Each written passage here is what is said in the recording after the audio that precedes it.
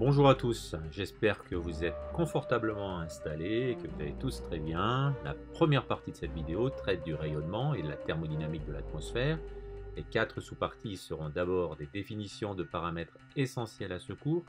On verra en 2 les lois du rayonnement, en 3 des applications climatiques et enfin on parlera de la thermodynamique atmosphérique. Chaque partie fera l'objet d'une ou plusieurs vidéos.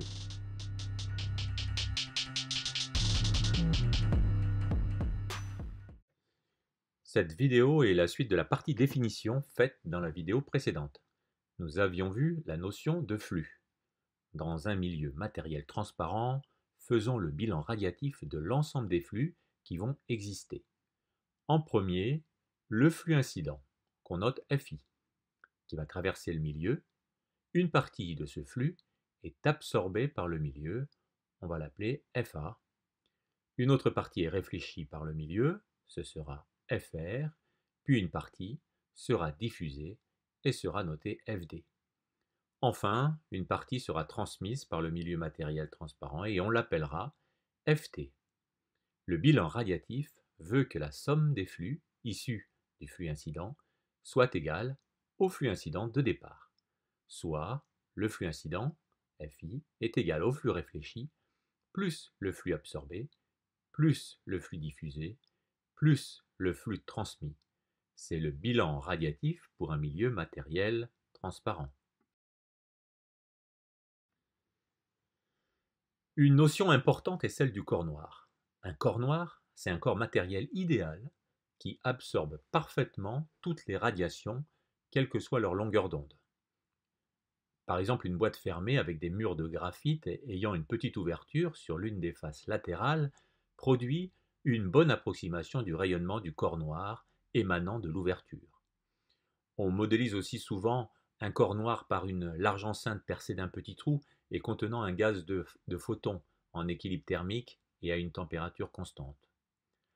Alors, on ne peut percevoir aucun détail à la surface d'un corps noir, comme par exemple l'intérieur d'un four porté à haute température, ou des laves rouges, ou bien tout simplement le soleil, sont des corps noirs.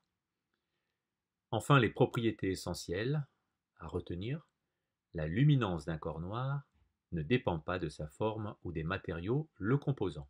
Il est isotrope.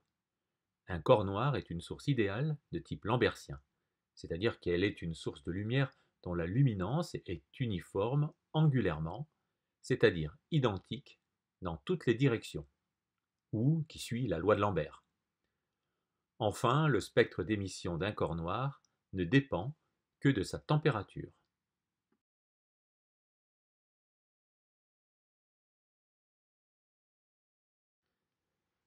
Une des lois fondamentales du rayonnement est la loi de Planck. Max Planck, physicien allemand, est né le 23 avril 1858 à Kiel, dans le duché de Schleswig, et mort le 4 octobre 1947 à Göttingen, en Allemagne. Voilà pour l'histoire. Mais Max Planck fut l'un des fondateurs de la mécanique quantique.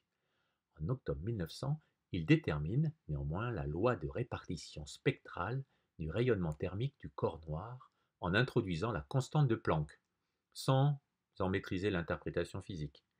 La loi de Planck donne la luminance énergétique spectrale B, ici on va la noter B0, qui dépend de la température T et de la longueur d'onde du rayonnement lambda.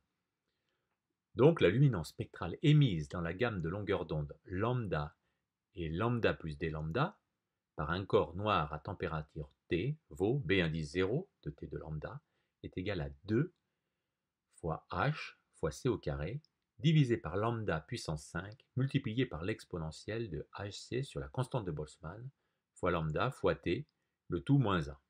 T est en Kelvin, lambda en mètres et B est en watts par mètre cube par stéradian. Le mètre carré, c'est la surface émettrice, et puis il y a un mètre moins 1 ou un mètre qui représente la longueur d'onde. H est la fameuse constante de Planck et vaut environ 6,626 fois 10 puissance moins 34 joules seconde. C'est la vitesse de la lumière et Kb, la constante de Boltzmann. Et cette fonction peut s'écrire en remplaçant la constante de Planck, plus la constante de Boltzmann et la vitesse de la lumière, par d'autres constantes mixtes de ces différents paramètres qu'on va appeler ici C1 et C2. C1 vaut 2hc au carré, à peu près égal à 1,19 10-16 joules mètre carré seconde moins 1, et C2 est égal à hc sur Kb, Kb étant la constante de Boltzmann, et qui est à peu près égal à 1,4 10-2 mètres Kelvin. Et on obtient cette nouvelle formule, relativement plus simple à manipuler. On peut représenter cette fonction en fait sur plusieurs représentations. Sur la première, sur une représentation linéaire, mais le problème, c'est qu'on ne peut pas visualiser toutes les courbes sur le même graphe. Par exemple ici, il est difficile de voir la fonction de Planck à 80 Kelvin en même temps que celle de 300 Kelvin, ou par exemple celle à plusieurs milliers de Kelvin. Donc une autre représentation, la représentation log-log, permet de pallier ce problème. Dans cet nouvel exemple de représentation log-log, on peut représenter à la fois les fonctions de Planck des températures 80 Kelvin jusqu'à 5800 Kelvin, température de la surface du Soleil. Et dans cette vidéo, on gardera d'ailleurs cette représentation.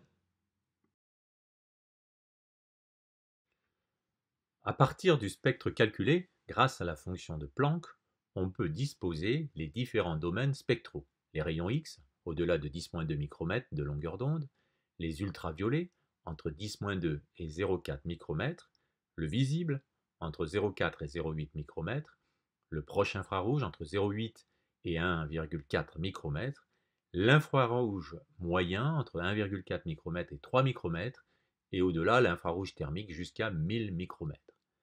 La Terre émet aux environs de 300 Kelvin, donc dans l'infrarouge thermique. Et enfin, le domaine des micro-ondes, à la suite, est complètement à droite.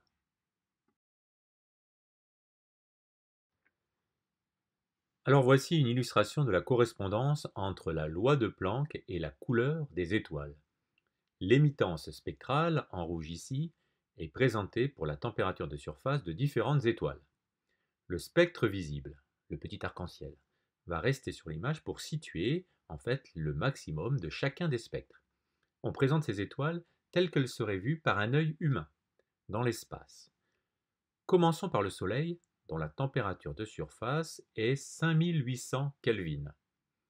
La fonction de Planck est maximale au centre du spectre visible et la couleur du Soleil sera donc un mélange des différentes couleurs du spectre, donc blanche, mais à la surface de la Terre, il nous apparaît plutôt jaune, le Soleil, du fait en fait des effets optiques de l'atmosphère. Quand le maximum de la fonction de Planck se déplace vers la gauche, dans les températures plus chaudes, vers les UV, l'astre nous apparaîtra plutôt bleuté.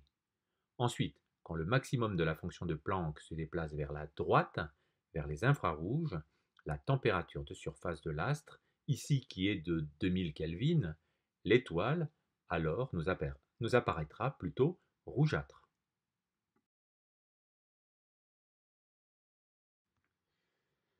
Voyons aussi le comportement des fonctions de Planck sur quelques exemples.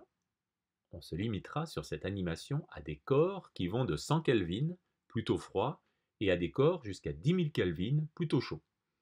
Dans ce tableau, il y a des valeurs qui vont de 1 Kelvin jusqu'à 10 puissance 9, jusqu'à 10 puissance 9 Kelvin.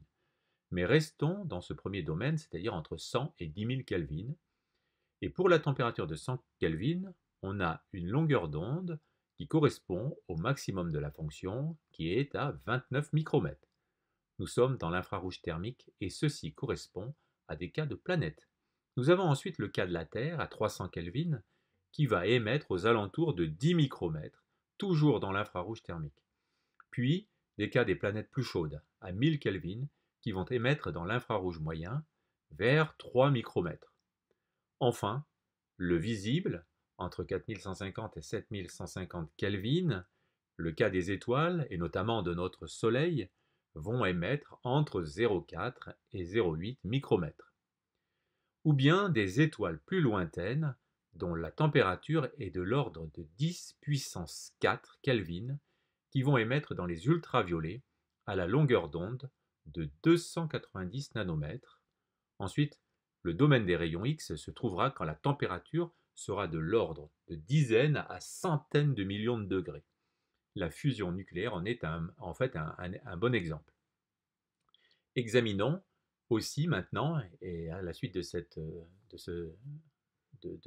exemple, le lien entre température et longueur d'onde correspondant au maximum de la fonction de Planck. En fait, elle vient d'une loi établie par Wilhelm Wien, qui est né le 13 janvier 1864 à Fischhausen, en Prusse orientale, et qui est mort le 30 août 1928 à Munich.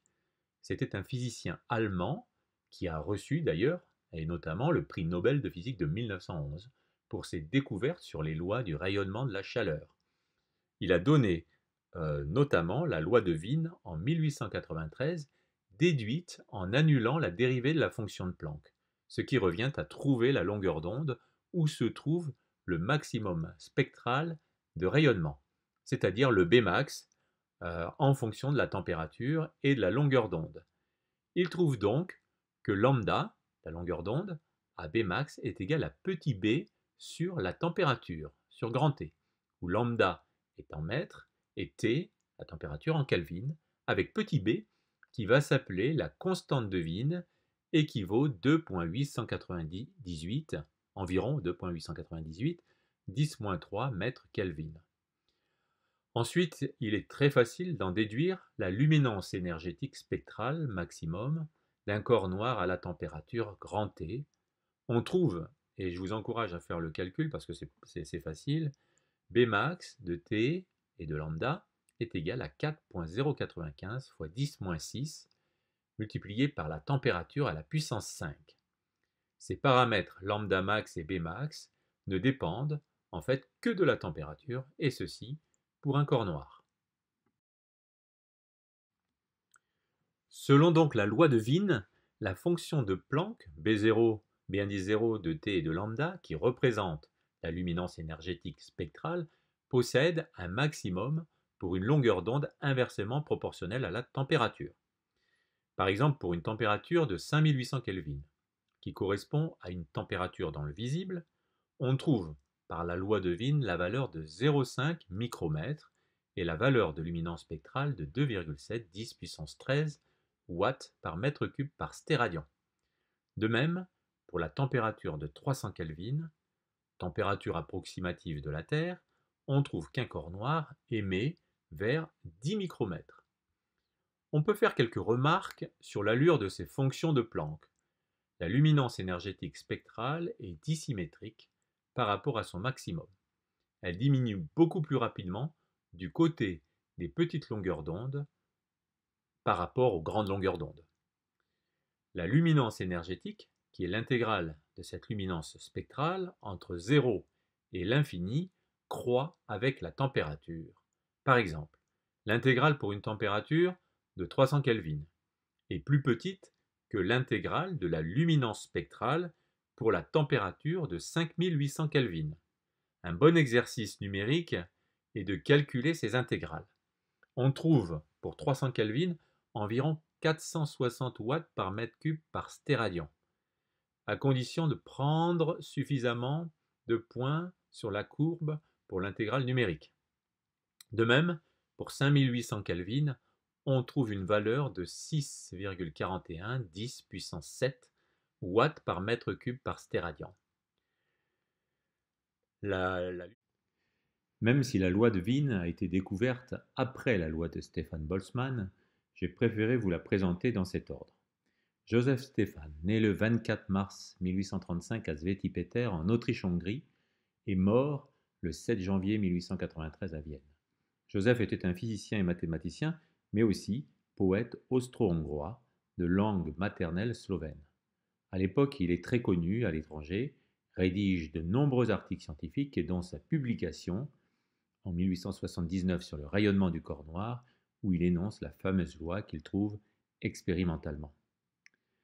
L'émittance du corps noir ne dépend que de sa température T et vaut sigma T puissance 4, où la température est en Kelvin et l'émittance en watts par mètre carré. Cette loi, sigma T4, apparaît sous le nom de loi de Stéphane, ou plus couramment loi de Stefan-Boltzmann, parce que c'est son élève, son étudiant en doctorat, Ludwig Boltzmann, qui en fournira la justification théorique en 1884. La constante sigma est appelée constante de Stefan-Boltzmann et vaut 5,67 fois 10 puissance moins 8 watts par mètre carré fois Kelvin puissance moins 4.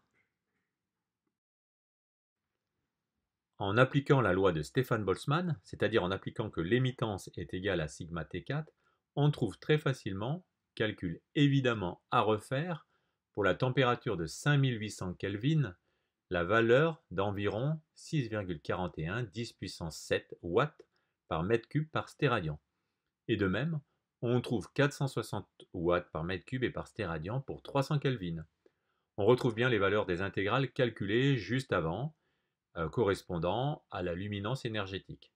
De plus, sur cette représentation log-log, cette droite de couleur verte qui passe par les maximums des fonctions de Planck permet aussi de retrouver facilement les longueurs d'onde dans lesquelles émettent au maximum les différents corps. Pour récapituler et donner quelques ordres de grandeur avec la loi de Stefan-Boltzmann, c'est-à-dire l'émittance d'un corps noir ne dépend que de sa température à la puissance 4, c'est-à-dire m égale sigma T puissance 4. Un exemple, par exemple, la température du Soleil est 20 fois plus élevée que celle de la Terre, ce qui lui fait une émittance, c'est-à-dire une puissance du rayonnement par unité de surface, 160 000 fois plus forte que celle de la Terre. Penchons-nous un peu sur les cas réels. La luminance spectrale B des corps réels est toujours inférieure à la luminance théorique B0 du corps noir à la même température et pour la même longueur d'onde. B0 ne dépend que de T, de la température, et que de la longueur d'onde, alors que la luminance spectrale B peut dépendre d'autres paramètres physiques.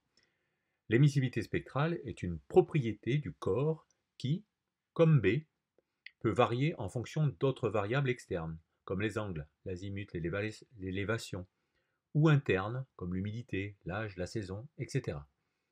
Il va caractériser cette différence, et en fait, c'est le rapport entre la luminance du corps réel sur celui du corps noir pour une même température et une même longueur d'onde.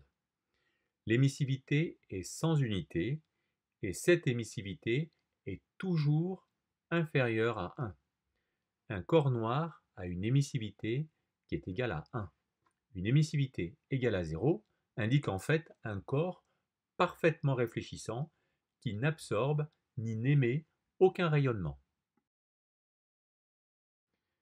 On peut aussi calculer l'émissivité totale, qui est le rapport entre l'émittance m de t d'un corps réel à la température grand T et celle m0 de t d'un corps noir à la même température. Mais l'émissivité varie généralement en fonction de la longueur d'onde. Aussi, le concept d'émissivité totale, c'est nécessairement approximatif. Le corps noir, c'est un modèle abstrait ou idéal qu'on ne rencontre pas dans la vie courante. L'émissivité peut aussi être calculée sur une gamme de longueurs d'onde. Par exemple, dans l'infrarouge thermique, entre autres entre 3 et 100 micromètres, ou dans le visible entre 0,4 et 0,8 micromètres. Un exemple très connu, la neige a une émissivité dans le visible qui tend vers 0, alors que son émissivité dans l'infrarouge augmente avec la longueur d'onde, et alors que son albédo, en revanche, diminue. Sur cet exemple de spectre d'émissivité mesuré par un satellite, c'est l'instrument YASI à bord de la plateforme METOP, l'émissivité évolue en fonction du nombre d'ondes. On voit bien qu'il évolue entre 0,8 voire et baisse jusqu'à 0,6 et donc évolue en fonction de la longueur d'onde. Donc finalement, dans le domaine du visible, l'atmosphère est quasi transparente, le rayonnement la traverse presque sans absorption ni réémission. Par contre, dans le domaine infrarouge, l'émissivité de l'atmosphère terrestre varie selon la couverture nuageuse, et en fonction de la concentration en gaz qui absorbe et réémet le rayonnement thermique émis par la surface. Ces composants sont appelés gaz à effet de serre, mais les principaux constituants de l'atmosphère, comme l'azote N2 ou l'oxygène O2, n'absorbent ni n'émettent quasiment pas dans l'infrarouge thermique, mais plutôt dans le visible et les UV. Les gaz à effet de serre sont des composants gazeux qui absorbent le rayonnement infrarouge émis par la surface terrestre et contribuent ainsi à l'augmentation de l'effet de serre. Ça, c'est quelque chose que vous savez. Le rayonnement solaire va réchauffer la surface terrestre. Environ 50% atteignent la surface, 30% sont réfléchis et environ 20% sont absorbés par l'atmosphère. Le rayonnement qui atteint la surface va réchauffer la surface terrestre qui va émettre à son tour du rayonnement infrarouge. L'atmosphère va en garder environ 95% et renvoyer dans l'espace l'autre partie, une infime partie. Et l'augmentation des gaz à effet de serre va amplifier en fait ce phénomène, et l'augmentation de leur concentration dans l'atmosphère est l'un des facteurs à l'origine du réchauffement climatique. Les gaz à effet de serre, par effet d'importance, sont la vapeur d'eau, H2O, le dioxyde de carbone, le CO2, issu de la combustion de fossiles comme le pétrole, le charbon, etc., le méthane, CH4, ou encore le protoxyde d'azote, N2O, issu par exemple de l'utilisation d'engrais dans l'agriculture, et enfin l'ozone, O3, composé secondaire. Et ceci pour ne citer que les principaux gaz à effet de serre. L'ordre de grandeur des concentrations est relativement faible. Regardons le tableau, moins de 2% pour la vapeur d'eau, environ 400 ppm, ou parties par million pour le CO2, moins de 2 ppm pour le CH4, et de l'ordre de 300 ppb, c'est-à-dire parties par billion ou parties par milliard, et moins de 100 ppb pour le protoxyde d'azote et l'ozone. Donc regardons les correspondances entre les grammes par kilogramme, les pourcentages et les ppm par exemple. 1 gramme par kilogramme est égal à 0,1%, 1 ppm est égal à 10-4% et 1 ppb est égal à 10-7%. Le dioxyde de carbone, un des principaux gaz à effet de serre, a plusieurs raies dans son spectre d'absorption et on distingue 4 modes de vibration. Les vibrations d'élongation symétrique, où l'atome de carbone est entraîné vers l'un ou l'autre atome d'oxygène. Les vibrations d'élongation antisymétrique, où les deux atomes d'oxygène ont des mouvements dans le même sens, contrairement au mouvement de l'atome de carbone. Les vibrations de déformation d'angle dans le plan, horizontal ou vertical ici, où les deux atomes d'oxygène ont des mouvements dans le même sens, contrairement à l'atome de carbone. Les liaisons ne sont plus alors parallèles. Et puis, enfin, les vibrations de déformation d'angle hors du plan, mais pas représentées ici. Dans l'infrarouge, un mode de vibration est actif si le moment dipolaire de la molécule varie lors des vibrations. C'est le cas pour les deux vibrations d'élongation ainsi que pour les vibrations de déformation d'angle dans le plan. Sur le spectre d'absorption infrarouge du dioxyde de carbone, on va donc distinguer trois raies. À 2349 cm-1 ou 4,3 micromètres, ce qui correspond aux vibrations d'élongation antisymétrique, à 1388 cm-1 ou 7,2 micromètres, ce qui correspond aux vibrations d'élongation symétrique, enfin à 667 cm-1 ou 15 micromètres, ce qui correspond aux vibrations de déformation d'angle dans le plan.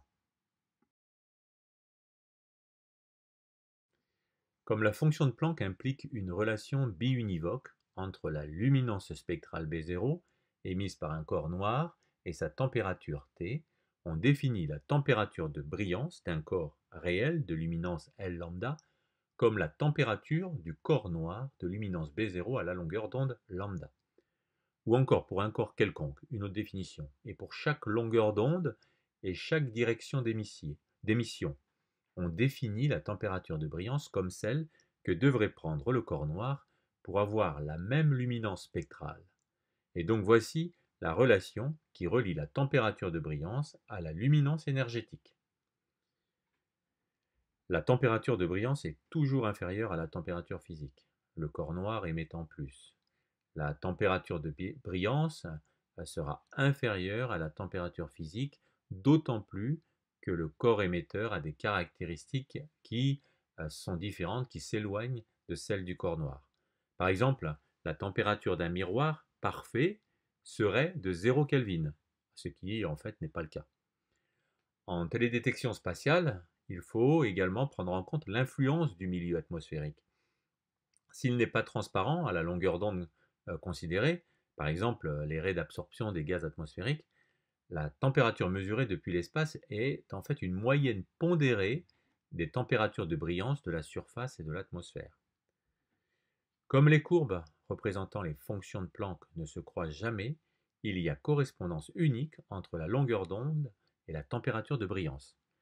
La température de brillance n'est en fait qu'une autre façon de décrire un spectre. En particulier, elle ne représente pas forcément la température d'un objet physique, mais voyons cela en fait sur l'exemple suivant. Les nuages et les gaz dans l'atmosphère absorbent les ondes à grande longueur d'onde émises par la Terre. Cette image représente en fait un spectre en jaune, la courbe en jaune, mesuré depuis un satellite au-dessus du golfe du Mexique avec une température de surface de la mer d'environ 295 Kelvin par journée claire dans l'atmosphère, où on a superposé sur ce spectre des courbes blanches qui sont les fonctions de Planck à différentes températures. On peut noter les longueurs d'onde où l'absorption apparaît, à savoir entre 6 et 8 microns ou entre 12,5 et 13 microns pour la vapeur d'eau. L'ozone, le petit pic que l'on voit, est à 9,5 micromètres et le CO2 vers 4, 7 et 15 micromètres, correspondant en fait aux états vibrationnels du CO2, du dioxyde de carbone. Les courbes de Planck à différentes températures permettent en fait une lecture directe de ce spectre en température de brillance. Un minimum situé autour de 220 Kelvin vers 15 micromètres et un maximum vers 290 Kelvin entre 10 et 12 micromètres correspondant ici à la température de surface. Ce qui permet de savoir où la mesure se fait.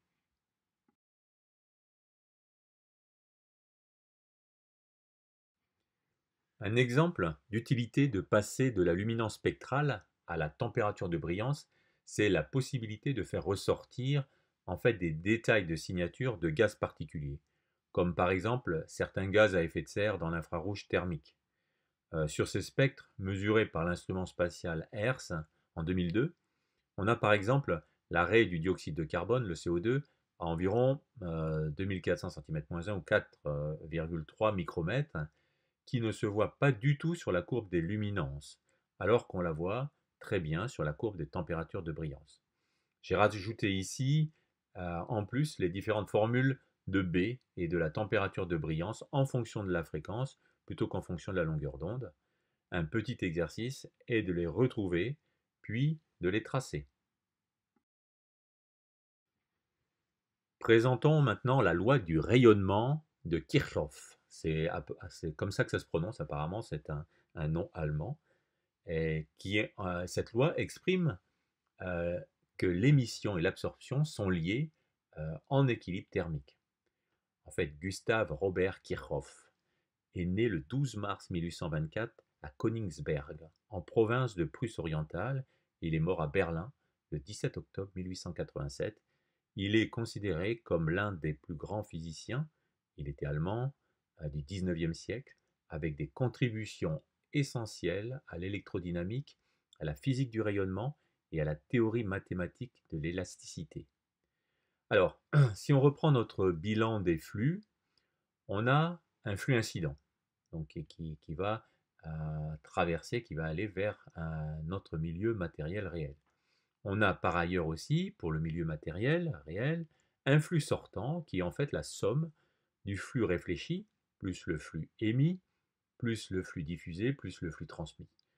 Or, l'équilibre radiatif impose que le flux sortant est égal au flux incident. Dans ce cas, on déduit facilement que le flux absorbé est égal au flux émis. Et c'est ça la loi du rayonnement de Kirchhoff. On peut aussi comprendre d'une autre façon la loi de Kirchhoff. Par exemple, en vert, on représente le milieu réel et en jaune, on représente un corps noir. On suppose qu'à un moment, l'équilibre thermodynamique est atteint. Définissons le coefficient d'absorption, petit a de lambda, qui dépend de lambda et des angles azimut, élévation, comme étant le flux absorbé sur le flux incident. L'émissivité spectrale, c'est le rapport entre la luminance du corps réel et celui du corps noir. Ça, on l'a déjà vu. Elle dépend entre autres aussi des autres paramètres angulaires. Si le corps noir émet à la luminance B0, alors le corps réel va absorber AB0 et va réémettre epsilon B0 et 1 A B0. Ou 1 A B0, en fait, 1 A fois B0, c'est la partie qui n'a pas été absorbée. On comprend vite que si A est égal à 1, alors epsilon est égal à 1 et on est en présence d'un corps noir. Alors on calcule le bilan net des flux, la somme de tous les flux doit être égale à 0, et on obtient que B0 est égal à epsilon de B0 plus 1 A fois B0. Et donc, en fait, que A est égal à epsilon. Donc que le flux absorbé est égal au flux émis. Cela nous montre bien que les bons absorbeurs sont les bons émetteurs. Mais il ne faut pas croire que cette relation est toujours vraie. Mais elle l'est en particulier si la surface est diffuse et à la fois l'émissivité et le coefficient d'absorption sont indépendants de la direction et que le flux incident est isotrope. Voici d'ailleurs quelques exemples. Le tableau suivant compare l'absorptivité hémisphérique globale, petit a, pour le rayonnement solaire et l'émissivité hémisphérique epsilon à la température de 300 Kelvin pour quelques matériaux. Mais on sait en fait que les surfaces peintes en blanc peuvent rester relativement froides une fois exposées au rayonnement solaire, c'est-à-dire une faible absorption du rayonnement, mais forte émission de chaleur. D'autre part, les tôles métalliques qui sont soumises à des traitements de surface particuliers peuvent s'échauffer rapidement, absorptivité par exemple de 0,95, mais une émissivité qui est inférieure à 0,05. C'est d'ailleurs utilisé dans les capteurs solaires comme piège à chaleur. À la lumière du jour, c'est-à-dire dans le spectre solaire, les radiateurs peints en blanc peuvent apparaître clairs, donc faible absorption, tandis qu'ils émettent efficacement de la chaleur dans les grandes longueurs d'onde, donc forte émission. La neige, en revanche, ne fondra que lentement au soleil. La lumière solaire appartient au domaine de faible absorptivité de ce corps, mais fondra plus rapidement sous le rayonnement thermique d'un mur.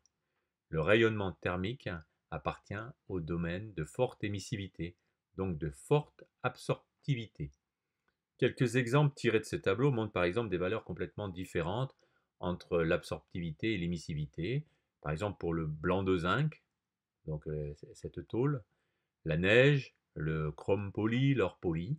En revanche, le carton goudronné noir ou encore la brique ont des absorptivités et émissivités du même ordre de grandeur. euh, du même ordre de grandeur. Donc on en a fini pour cette partie. Je vous dis à très bientôt.